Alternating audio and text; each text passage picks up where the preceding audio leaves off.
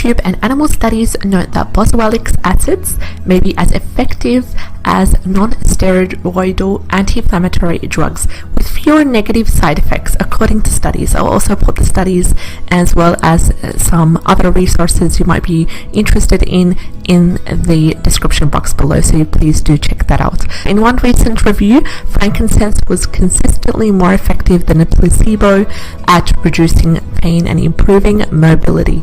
In one study, participants given 1 gram per day of frank for 8 weeks reported less joint swelling and pain than those given a placebo.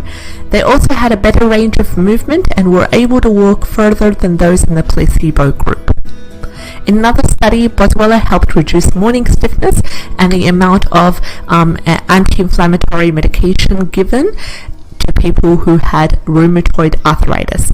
That said, not all studies